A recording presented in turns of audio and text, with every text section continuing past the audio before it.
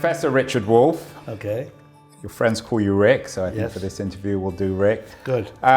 Rick, easy question to begin, very simply in a couple of minutes. What is capitalism? Capitalism is a particular way of organizing the production of goods and services. It differs from the other ways human beings have found to do that, such as slavery or feudalism or ancient village structures. It's a particular way, it's part of a series that the human race has evolved through. Like all of the others, it had a birth, it evolves over time, and then it dies.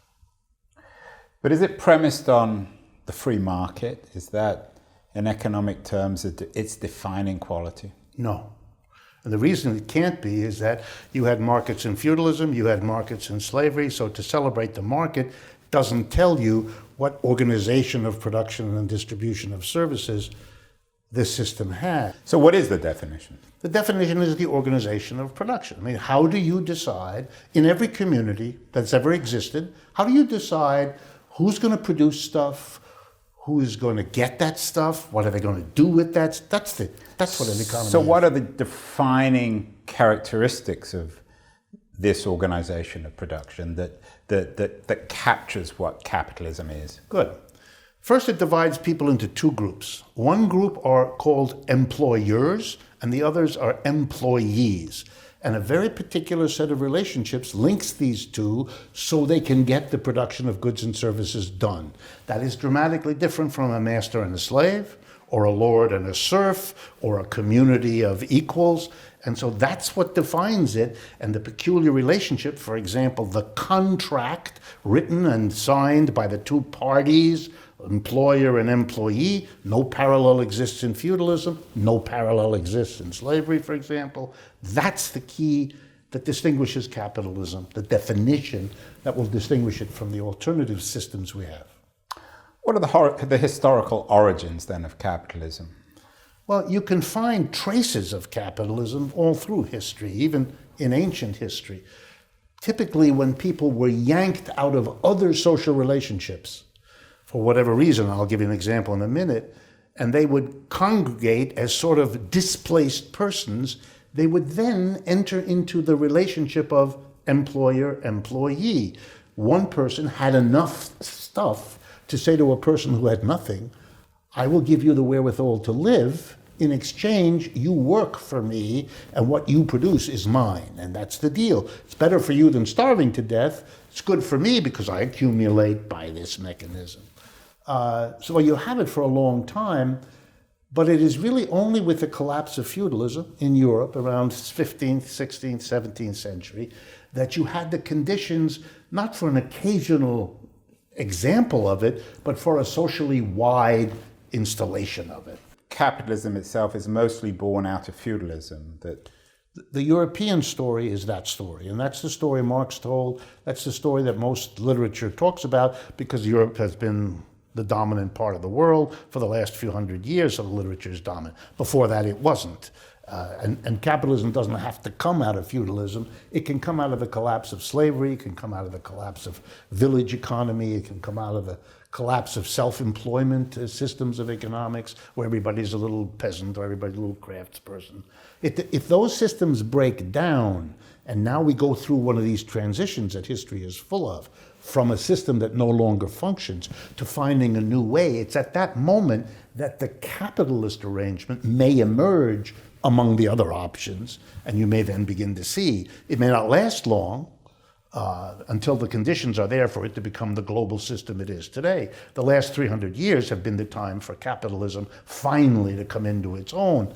It was old, but never survived in the old system. It existed in the interstices of a system. In its weak moments, it becomes the dominant system, and just as that, it's now dominant in its interstices, in its internal contradictions, in its breakdown, you're beginning to see the shoots of the next one. Rick, would you describe yourself as being part of a Marxian tradition of analyzing capitalism? Yes. I felt always that a proper understanding of capitalism would require me to learn from those who loved it and learn from those who hated it, because that's how you get a more rich, developed, comprehensive understanding than to be only on the one side or the other. I don't go around there, oh, I'm a Marxist. But if pushed, yes, I answer the way I did with you, because especially in the United States, this is almost a novel thing for a professor to do. And I kind of want to underscore, you may have been unwilling or unable to study it. I wasn't. What did he get wrong? What did he get wrong? Several things. One, how strong it was. Two, how able it was to overcome crises, downturns, challenges to itself.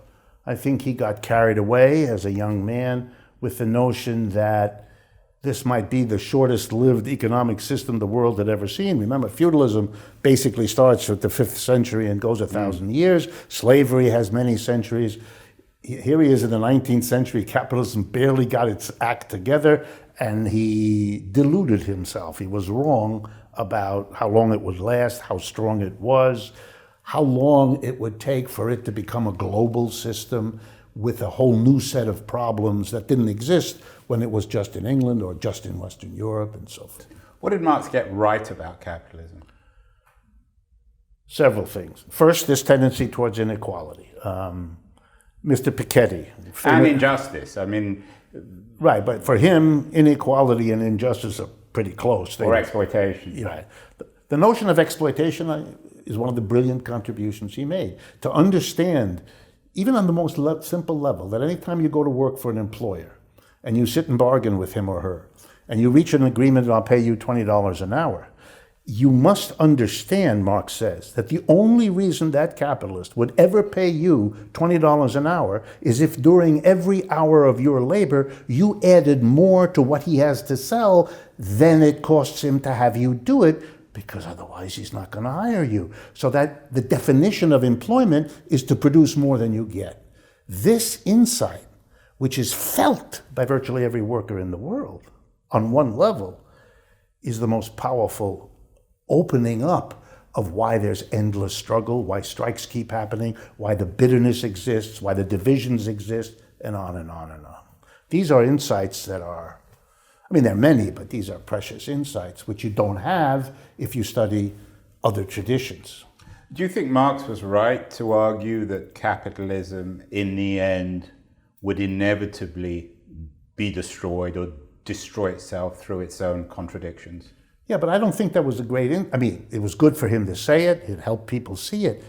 But he was recapitulating or summarizing human history. Every other system had been born, evolved, and died. The notion that capitalism, finally, would be a system that is born and developed but doesn't die, the burden of that argument is on the people who believe that, not the people who criticize. All he's doing is saying, hey, because he knows he's got a lot of humor. He knows what he's doing. He's saying to the people, if you see that it replaced all these other systems, where would you get the idea that your one will never be replaced? And if you do the history, you'll discover that the leaders of feudalism, the leaders of slavery, were all convinced their systems would last forever, and we now make fun of them. Rick, you've been in, politely, a minority now for 50 years as a Marxist economist. You're right. Give me a very brief history of the last 50 years of economic theory. Why did Marxist thinking and economists like yourself, why were you in such a small minority? Good question. And it's important that you gave it the dates you did, because it wasn't so bad before. If you look at the first half of the 20th century, the ability of Marxists, and people influenced by Marx, which is all I mean by Marxists, to get a university position wasn't so difficult. Many of them had it. Some of them were my teachers. And they even achieved a certain notoriety. At the beginning of the century, Thorstein Veblen. Later on, John Dewey, who was heavily influenced. And a whole host of other. Paul Sweezy, I'm not going to list you a long list of names. What destroyed the ability of Marxists to function in the United States, particularly in economics, was the Cold War. In the 1930s, the very things I told you about, that was produced by an upsurge, a rageful working class, created one communist and two socialist parties, and the greatest unionization drive in the history of the United States, CIO. Millions of people who had never been in a union, whose parents had never been in a union, joined. And they were led by socialists and communists. And together, they made a formidable power. And they went to Roosevelt and said, basically, you're going to have a revolution here, like you had in Russia back in 1917, unless you do something for people going through this horrible 1930s depression. And Roosevelt was a smart guy. He knew they controlled 20, 30 million votes, enough to swing any election in this country, including his. And he made a deal. He went back to the corporations and the rich. He comes out of that milieu, that was his family. And he cut a deal. He said, you better give me the money to take care of these poor people, because if you don't, there's going to be a revolution. You won't have any money at all. So Roosevelt sold out, or he was smart? He was very smart. This country would have looked a bit more like Germany, Japan, Italy, or other places had he not done. And that was his argument. So he cut a deal, and we had a fantastic redistribution of wealth from the top to the middle and the bottom, under pressure from below. As if, and this was paid for by taxes on corporations and the rich, who were not happy about it, to say the least. That even might have been acceptable, but it ended in 1941 and 42 with an alliance between the United States and the Soviet Union, which for these people was the capstone. It was one step too far. In American post offices, over the window, when you bought stamps, there was a poster of Uncle Sam arm in arm with Uncle Joe for Stalin. This for them was too much. So after the war, immediately, 1945 is the key date. The war is over, Roosevelt dies, so he's gone. By the way, the one politician in American history, Roosevelt, who taxed corporations and the rich big time to give out help to the masses, he was reelected 3 times, the most popular president in the history of the United States. Nobody ever came close. The notion that a politician can't do that, that was ex post magic. The truth is, the one politician who did that was the most successful in American history. But since Roosevelt, everything, at least in your mind, has gone downhill. That's right. But it wasn't some mystical process. The business community, the conservatives, everybody who hated what had happened, got together and understood. They were very smart too. They understood that Roosevelt wasn't the problem, and he was dead by that time, but there wasn't the problem. It was that coalition that forced it politically, and that's what had to be destroyed. The coalition of communists, socialists, and labor mobilizers. But didn't a kind of a moderate Keynesianism reign between the mid-40s and the late 70s? Yes, absolutely. I would argue it still does.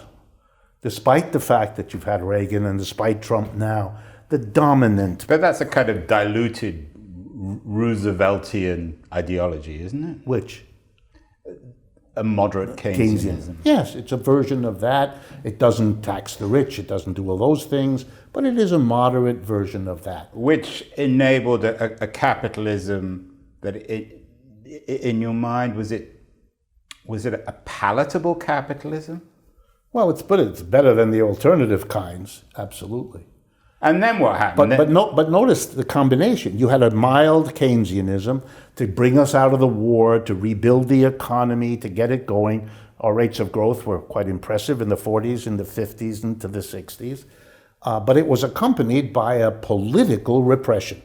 I mean, one of my teachers, a man named Paul Sweezy, who had gotten his PhD and taught at Harvard, who was a member of the Rockefeller family, was hounded out of every job he had. One of my teachers ended up being an editor of the Monthly Review magazine here in New York.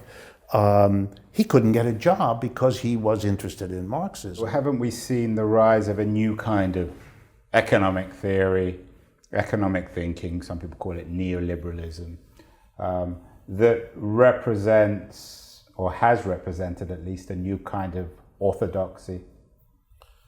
Yeah, I wouldn't call it new. I would call it the revival. I mean, the reason people call it neoliberalism is it's liberalism in a new version. So a revival of, some people might call it a free market capitalism. I know you might be a bit ambivalent about those terms. What a purer, more unadulterated, uncompromising kind of capitalism? Is that how you would describe it? No, I think that's libertarian make-believe. What you have is the capture of the government. the government came in and solved the capitalist crash of the 1930s. And so we had regulation, we had interventions. They didn't want any of that. They didn't want the New Deal. They undid that in the last 50 years. It's not that they don't want government. The government is a bigger economic power today than it was 20 years ago, and it was bigger then than it was before. So with all the ideology against big government, everybody, including the Republicans, make it bigger.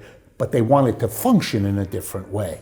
So it's going to do this and this and this for the business community, and not that and that and that for the mass of people. So you've seen a change. The ideologues will tell you this is a new kind of capitalism, but that's the froth. The reality is you destroyed the left, you demonized Marxists and socialists and communists, hence my difficulty of getting even a course taught in. I mean, I went to Harvard, Stanford, and Yale. I have a PhD from one, a master's from the other, and my honorable degree from the first.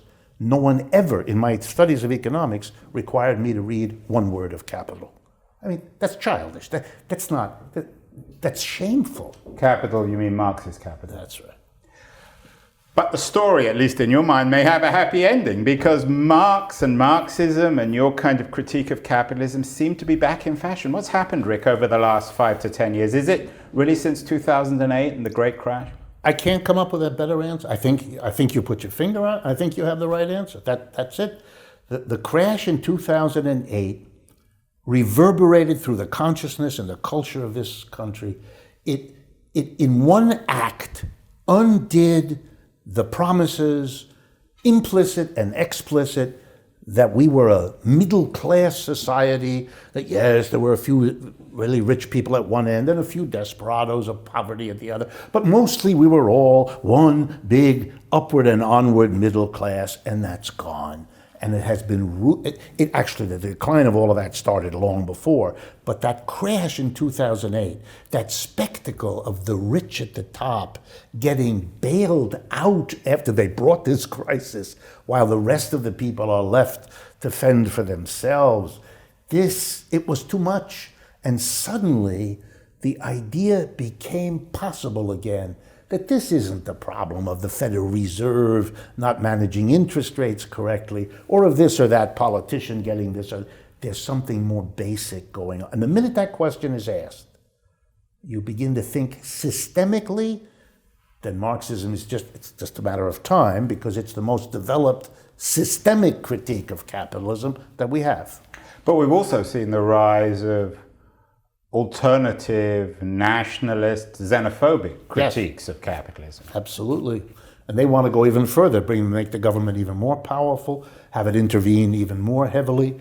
It's a sardonic kind of humor. It's always funny for me to watch the tension as the conservatives embrace, for political reasons, the far right, even though the far right is celebrating the very interventions of the government that the conservatives used to say they didn't want to see.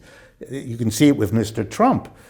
Putting tariffs on everything is an enormous tax levied on the economy. To do that as a conservative takes quite a bit of gymnastics, and to follow it and to endorse it requires either admitting that you were wrong before, which they can't, or giving an argument why there has to be a seismic change, which they don't do. I don't know if they could, but they don't. So yeah, I think for me what you're seeing is, and I think it's very common, and I would go again back to the history, when capitalism begins to crumble and begins to lose its mass support, having promised a big middle class growth, it can't deliver. You know, if I had more time, I would argue with you that capitalism has moved, that the reason these problems exist in Europe, in North America, and so forth, is because the center of capitalistic growth has left Western Europe, North America, and Japan, and it's moved to China, India, Brazil, and places like that. And that they're in the ascendancy and we are in the decline, and that is very hard for a population to cope with. And so what happens in capitalism is when you're in decline, it's what the French call sauve qui peut. Everybody's for yourself. The people at the top are in the best position to weather the downturn, the decline, because they have resources. The people at the bottom suffer the most, and they're bitter. And in that bitterness comes the opportunity for scapegoating. Throughout much of the last part of the 19th century, there was a great debate on the left between people who believed that capitalism couldn't be reformed, social democrats, and Right. communists who believed that by definition it was going to be destroyed. Today we have, it seems, the same kind of debate, perhaps even within the Democratic Party, between Bernie Sanders and Elizabeth Warren. Where do you stand on this? Where is the future of capitalism? Well, I think you're right. At least since the middle of the 19th century, there has been a debate between to make it simple, the reformists and the revolutionaries, those who think it can be reformed peacefully, hopefully, through the ballot box or something like that, and those who don't think this system will leave quietly. It will use its military, it will use its force, and that, excuse me, you have to be prepared for that. The way I would explain it most is go back to the example we've been using in the conversation, the 1930s. There were people in the 1930s in that coalition of communists, socialists, and the CIO, the labor movement, who were revolutionaries, who came out of the Marxian tradition, socialist tradition, and they wanted a revolution here. But when they had that fateful meeting with Roosevelt, you've got to help us or else you're not going to be the president very long. The president, when he met with the rich and got them to, half of them to go along with him, which is all he needed, he went back to the communist, socialists, and unions and said, okay, I have a deal. I will give you benefit. I will help the mass of people, which he did. But I won't do it if you keep talking about it. That has to go. No more revolution. And basically, the communist, socialists, they accepted that deal. There were a few who yelled, but they accepted that deal. So we had a reform. Social Security, unemployment, that's all a reform. What was the result of the victory of reformism over revolution, even among socialists and communists, let alone the rest? The answer was a system that was able, in the subsequent 40 years, to undo almost everything they did. We just went through a terrible downturn. We didn't even have a national discussion about a public employment program. So, Rick, you're dancing around this question. Are you suggesting then that really there is no future of capitalism without exploitation? That it's a system that can't be reformed? It's not so much that it can't, that's its base, is exploit. That's so we how need it lives. to, in very simple terms, we need to get rid of it and replace it with a more equitable, a more manageable, and perhaps a more efficient economic system. Absolutely. Absolutely. The reason I was telling you about the reform was what we learned from that reform experience is that if you don't change the basic structure of production, the people who you leave in charge, as they were left in charge, and that is all reformism does, leaves the capitalist in the position of employer to get the profits, that capitalist in that system has the incentive and the means to undo whatever reforms you have. The irony is the choice between reform and revolution, we made it for reform. The lesson, without revolution, a reform never survives. So we're going back to 1848 for like 30 seconds, Rick. Your manifesto, I don't want to call you a communist, but your manifesto for making the world a better place. Give me 5 very brief bullet points of a better economic system beyond post-capitalism. I won't need 5, I'll give you 1. I want 5.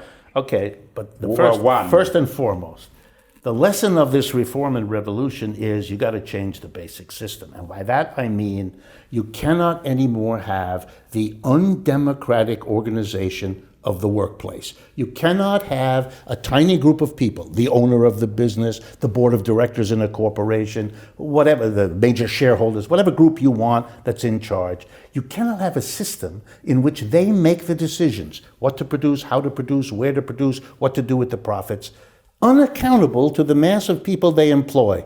In other words, you've got to change that so that the democracy you give verbal celebration of exists inside the enterprise where it has been denied entrance by capitalists from the entire history of the system. So economic democracy to go with political democracy. Yeah, without which political democracy becomes a formality and a sham. So post-capitalism is all about a new kind of democracy, That's a right. workers' democracy. That's right. That begins in the workplace, where most adults spend most of their lives from the time they're 20 to the time they die or nearby. That has to be a democratic bastion if the rest of society is going to even make a vague claim that it's democratic.